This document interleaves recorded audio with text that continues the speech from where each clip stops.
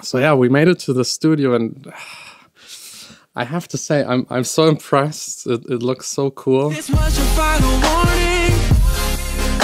Don't act like you're the last to know. You had the chance to save her, be her savior. Hey guys, welcome to today's vlog. As you know, I got a nice studio that I just finished building. It was a whole lot of work, and also finished a vocal booth with the direct view onto the B studio. It's nice, I love it, but there's still people that have even way nicer studios. And one of these guys we're visiting today, and just this year he also entered the DJ Mag Top 100, so it will be exciting. We just need to get there really quick. We got half an hour to get there. It's actually 45 minutes, so really need to hurry up.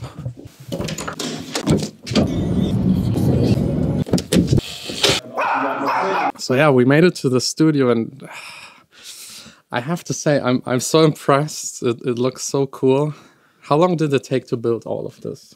It was actually a pretty long project to build it. So are we talking like a year or half a year? Or? Well, the thing is, it wasn't like the way you see it here now. This is the finished final studio and product. It wasn't done like this from the, after, like this wasn't the initial plan. So it took like around 4 to 5 months to build the basic studio first, like the first version where I could start to work in this, but it didn't look the way it looks now. So we updated it many times, and then the whole thing took around 2 years. Until 2 years, Yeah, until it really looked and this is really like a room in a room. It actually isn't a true room in a room. I made that choice in the beginning. I could have made it that way, but the thing is, when you build a true room in a room, it doesn't actually benefit the sound inside the studio. It only benefits the outside, so your neighbors basically. But so I prefer to pick an object where I built the studio. This is built on top of a car repair company. So below, so they don't mind the sound. They don't mind it at all, and nobody is on top. This is the top already, so it's great for this purpose. And else, if you want to build a real room in a room, it just makes it a lot more expensive, and it wasn't necessary. So same with my studio. We picked a location in the harbor in Düsseldorf, and there's nothing around it, so I didn't have to worry about the outside noise that much. Just like getting it inside. The better way to do it. But maybe let's stop talking and just show a little bit of it. It's so cool. Like, oh god. Don't talk about friendship that we never had. Don't wish to keep distance. You're so close in my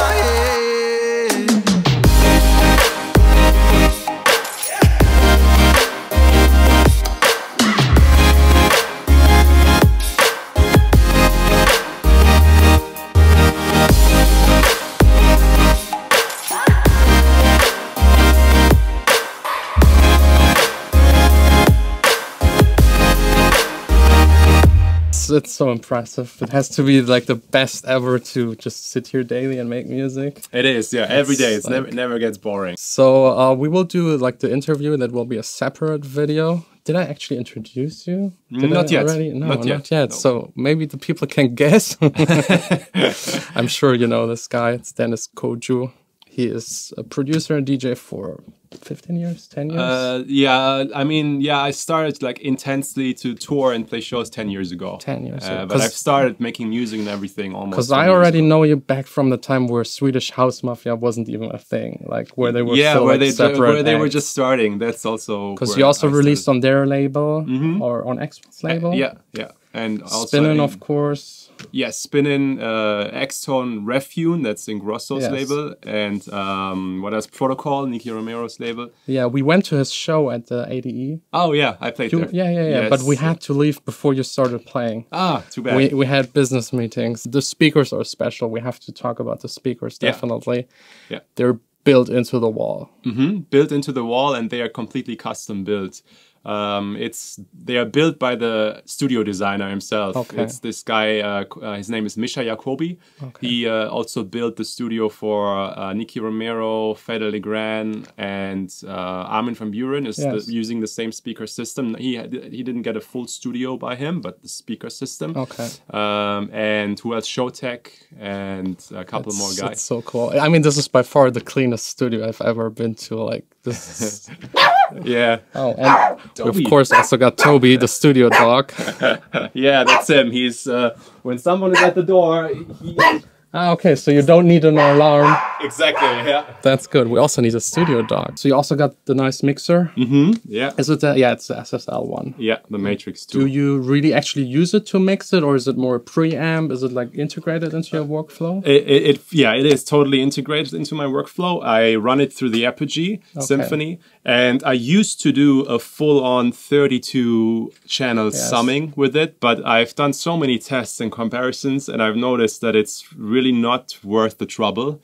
Honestly, it really isn't. But I had to convince myself, sort of, because everyone says something else about this kind of stuff when it comes to analog versus digital, and then especially the summing topic is a big controversial topic. I ran so many really precise tests, and I can say it really doesn't make the difference that a lot of people are looking for. Sometimes it's more important to just finish a song, and it really doesn't. The one thing that I think people should really honestly do if they make comparisons like this are blind tests. I think this is really important. Like record. What I did was run a digital mix, fully just have all faders on 0, just to just let it run through the Ableton mixer once, a project like this, all faders on 0, and then do the same thing through the desk with everything on 0.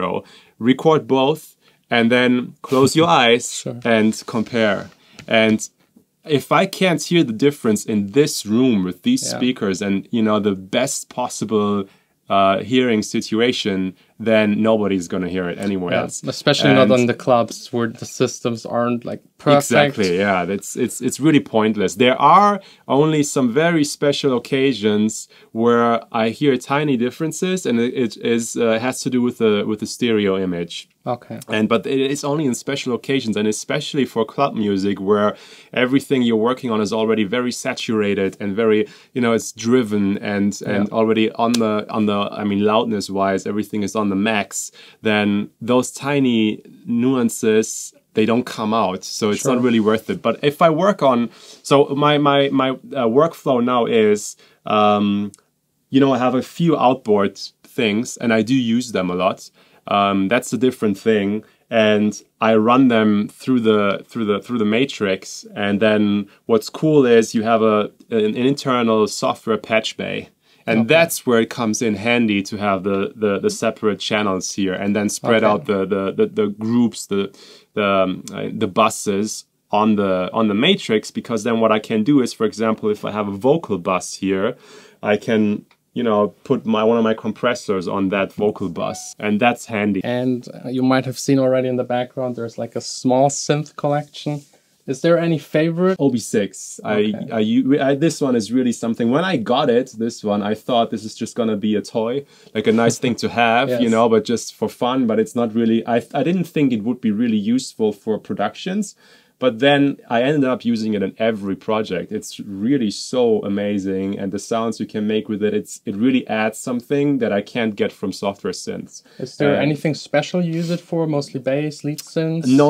No bass sounds, definitely not. It's always for pads, plucks, arpeggios, those kinds of sounds. It has a very distinct sound.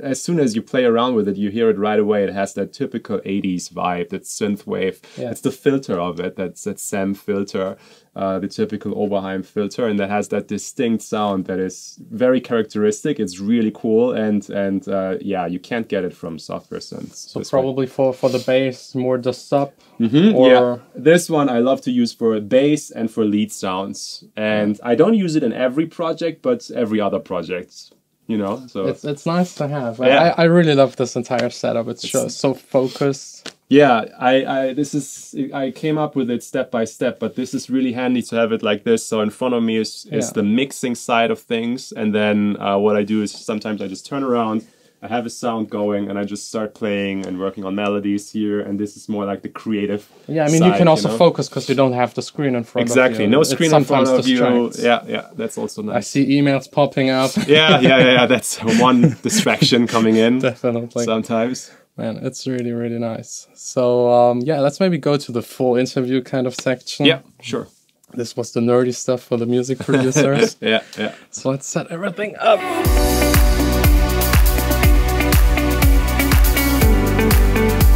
we're done with the interview. I think it's the best interview so far without like Really? telling bullshit. Yeah, That's awesome. Nice. To it's hear. long, That's honest, and it covers everything. And now we're listening to some songs. We have to enjoy these speakers. Great. Yeah.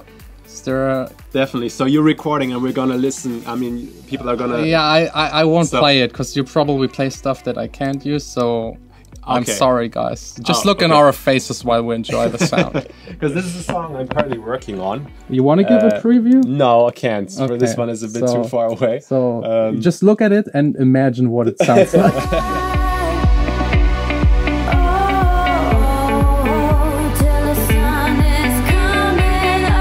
We're all done here in this amazing studio.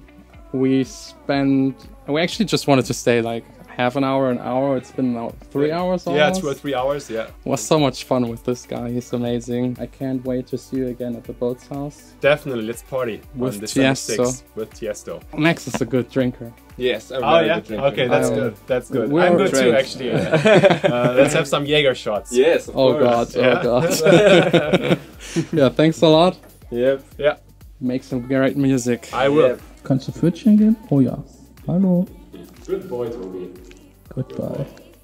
There's no way to describe how cool he was. Like he really took a lot of time for us. So thanks a lot to DENIZ. Yeah.